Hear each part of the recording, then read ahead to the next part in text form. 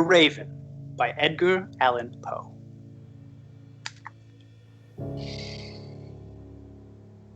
Once upon a midnight dreary, while I pondered, weak and weary, over many a quaint and curious volume of forgotten lore, while I nodded, nearly napping, suddenly there came a tapping, as of someone gently rapping at my chamber door.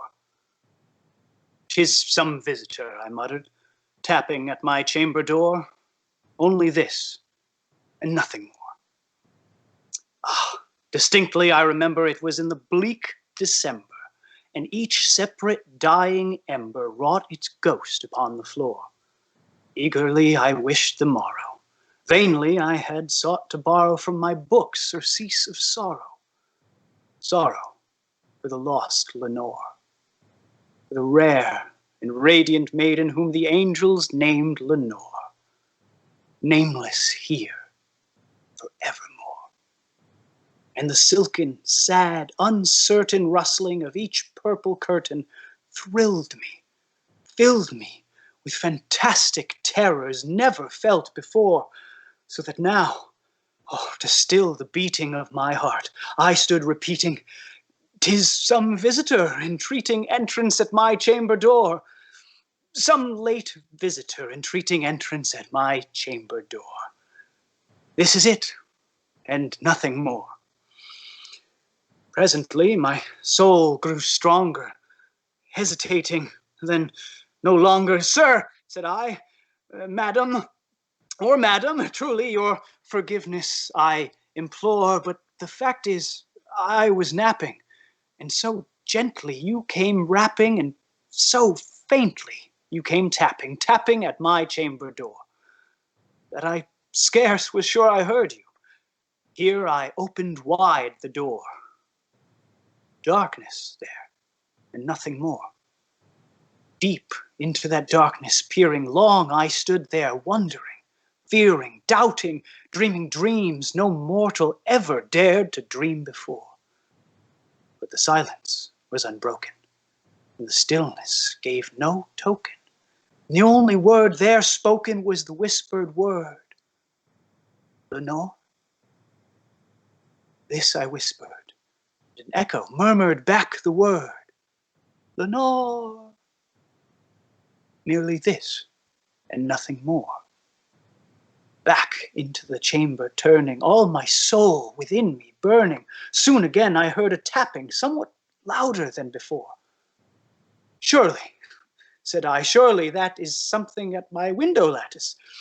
Let me see, then, what thereat is, and this mystery explore.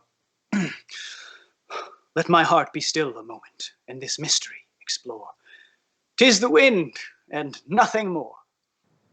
Open here I flung the shutter, when, with many a flirt and flutter, in there stepped a stately raven of the saintly days of yore. Not the least obeisance made he, not a minute stopped or stayed he, but with mine of lord or lady perched above my chamber door, perched upon a bust of Pallas just above my chamber door.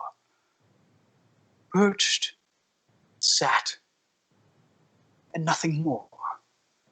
Then this ebony bird, beguiling my sad fancy into smiling by the grave and stern decorum of the countenance it wore. "Though thy crest be shorn and shaven, thou," I said, "art sure no craven, ghastly, grim, and ancient raven wandering from the nightly shore. Tell me what thy lordly name is on the night's Plutonian shore." Quoth the raven, "Nevermore."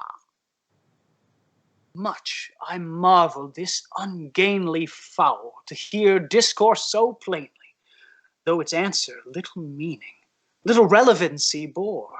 For we cannot help agreeing that no living human being ever yet was blessed with seeing bird above his chamber door, bird or beast upon the sculptured bust above his chamber door. Such a name is Nevermore. But the raven, sitting lonely on that placid bust, spoke only that one word, as if his soul in that one word he did outpour. Nothing farther than he uttered, not a feather than he fluttered, till I scarcely more than muttered, other friends have flown before. On the morrow he will leave me, as my hopes have flown before. Then the bird said, nevermore.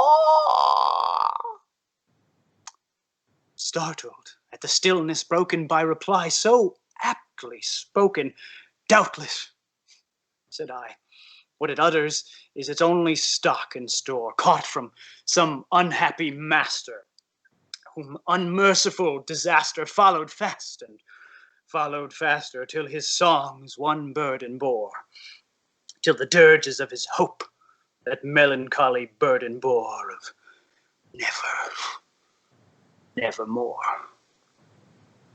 But the raven, still beguiling all my fancy into smiling, straight I wheeled a cushioned seat in front of the bird, and bust and door.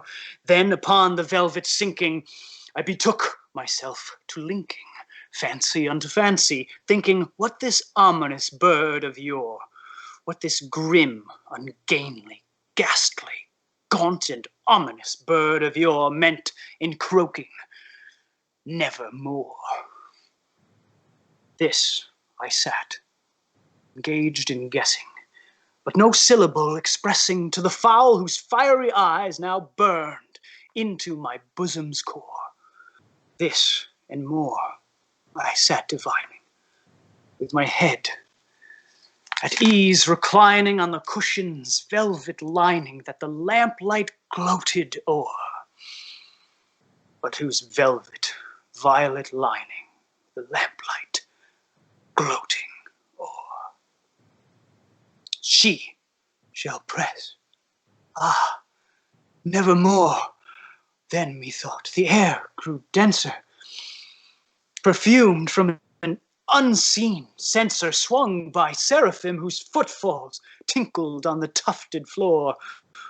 Wretch, I cried, thy God hath lent thee by these angels, he hath sent thee respite, respite and repent from thy memories of Lenore. Quaff, oh, quaff, this kind repent thee and forget this lost Lenore. Quoth the raven, nevermore. Prophet, said I, thing of evil, prophet still, if bird or devil, whether tempter sent, or whether tempest tossed thee here ashore, desolate, yet all undaunted, on this desert land enchanted, on this home by horror haunted.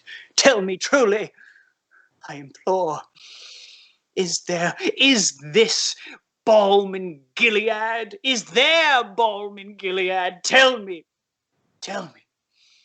I implore.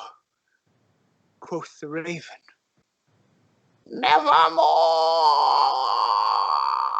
Prophet, said I, thing of evil, prophet still, if bird or devil, by that heaven that bends above us, by that God we both adore, tell this soul with sorrow laden, within the distant Aden it shall clasp a sainted maiden whom the angels named Lenore. Clasp a rare and radiant maiden whom the angels named Lenore. Quoth the raven, nevermore.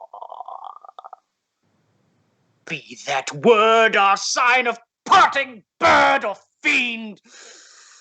I shrieked, upstarting, get thee back into the tempest and the night's Plutonian shore. Leave no black plume as a token of that lie thou soul hath spoken. Leave my loneliness unbroken. Quit the bust above my door. Take thy beak from out my heart, and take thy form from off my door. Quoth the raven, never more. And the raven, never flitting, still is sitting on the pallid bust of Pallas just above my chamber door. And his eyes have all the seeming of a demon's that is dreaming, and the lamplight o'er him streaming throws his shadow on the floor. My soul from out that shadow that lies floating on the floor shall be lifted